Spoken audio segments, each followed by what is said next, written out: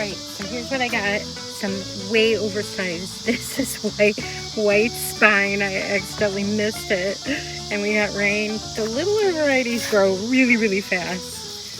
Oh, and I have a zinnia that was growing in the middle of my baby trees, and so I went ahead and cut this off, hopefully to encourage more growth. Like, I hope it gets bushy, so we'll follow it and see what happens. I already see another bud coming on here, so that's exciting. These are Marketplace, and they're doing really well. Let me show you what that plant looks like today. I don't see my little, oh, maybe this is black-eyed Susan right here. But, oh, it's not like it was last year. Instead, I've got a massive dill and cucumber climbing the trellis this year. Look at the cucumbers. Those are Marketplace cucumbers, and they're super yummy. I've picked over a dozen of 3 plants. This is the strawberry blonde marigold. It's really cool. It kind of changes color throughout its life cycle. It's really neat. And above it I have the dill flower and the cucumber climbing the trellis. In here, these are so good. My husband just came out and visited me and ate most of the ripe ones right off the vine here, which is, oh, he missed one. Yay, 2. I get 2. These are so yummy. They're a grape variety. The yellowish orange, I believe, means they're low acid, but these are so sweet and good. And there's plenty more coming on, as you can tell here. I'm just doing some cleanup, some weeding in the beds here. It's a little sticky out tonight, but nothing like the, oh my goodness. Oh, I've waited all year for this. I am not joking when I say I have waited all year for a homegrown tomato. The first, it's so good.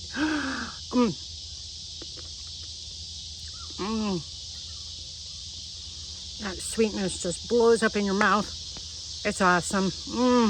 Hearty. It's a hearty tomato, that Sunkiss, I think it's called. Let me look at the tag. Let's see the tags right down here.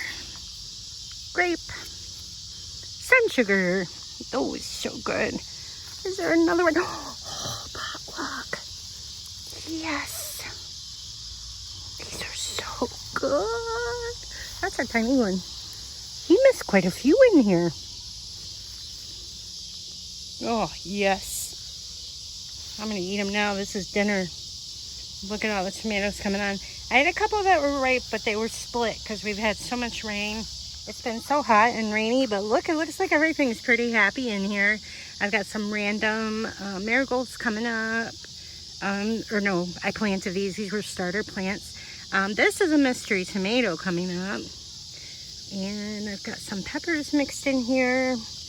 The tomato plants are looking really good for the most part. These are a little thinner. These are my containers, smaller varieties that I'm growing in here.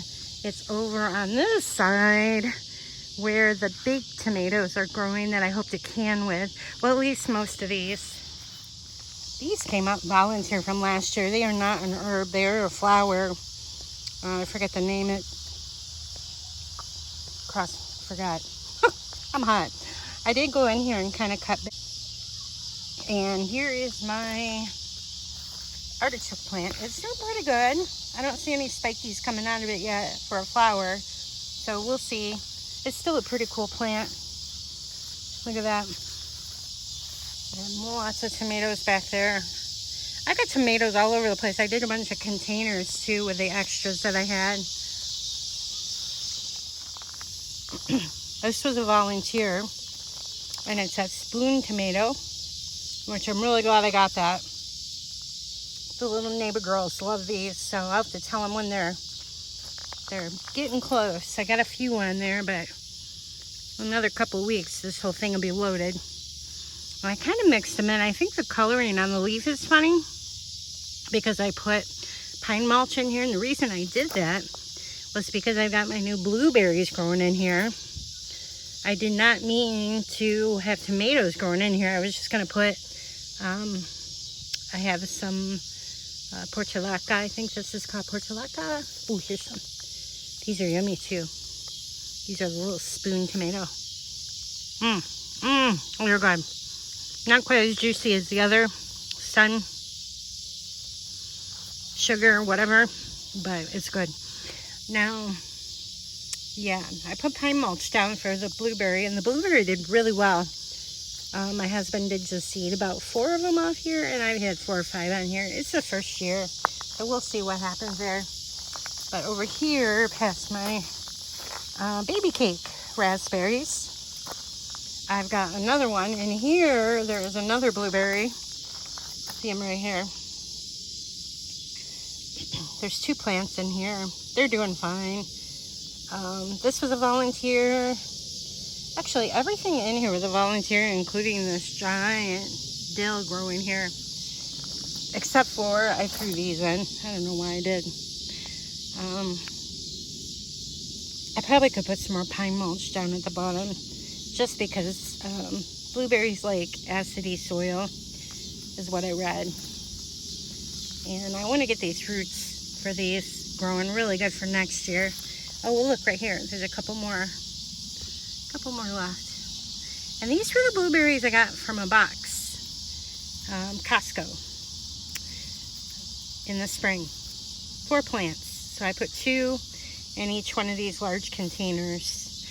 I put them in containers just so I can control the soil, because they like acidy, or excuse me, yeah, high pH soil that you can get from like pine needles and things. Isn't this? That has got to be one of the most beautiful marigolds. Look how big it is. It stands about 18 inches tall, maybe close to that wide. And it's an heirloom. That was a volunteer. That one just popped up on its own. So I'm going to have to save some of those seeds again.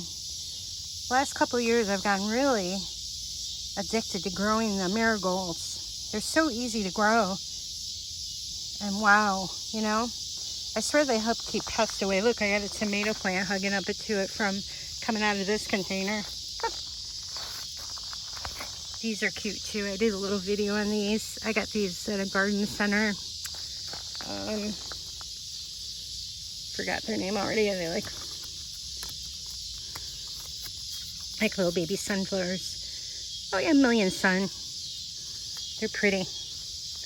And that is annual. It won't come back. I got a zinnia growing in there. Oh, and a couple of the red onions I started. They're kind of popping out. They're ready to go, aren't they? And this looks like a ginormous mess, but it's not. There's a lot of tomatoes in there. There's 4 tomato plants I hope to can with. And then I also grew this year salsa verde, tomatillo. And see how cool they are? They're like little lanterns. That will fill up with the tomato inside of it. Hopefully, fingers crossed. It's been so rainy. But it seems to be doing good. It's got lots of buds on it too. Look at all those. Oh my gosh, lots of them. I should throw some, I've got some jalapenos down in there. They're doing all right. I should throw some cilantro. Have a real salsa verde party here. That pretty purple over there is one of my favorite Rosa Sharons. The top isn't blooming so good because I whacked it back pretty good in the spring just because I wanted to see the Copertina behind it. It was so pretty. Show you that bloom in a moment. Some of my hotties are just going really slow out here. Last year these did so well in here, and now I don't think I even have one. Oh, there's a flower starting, and these are my, that's not a daisy. It always loses me. Darn it, what pepper is that? I forgot. It'll come to me. I'll put it in the bottom here because I'll remember. Yeah, I've got lots of different peppers, but they really are just taking their time. And this is full sun, really. Here's one of my older, not the oldest, but one of my older. Isn't that beautiful? Like a doubling.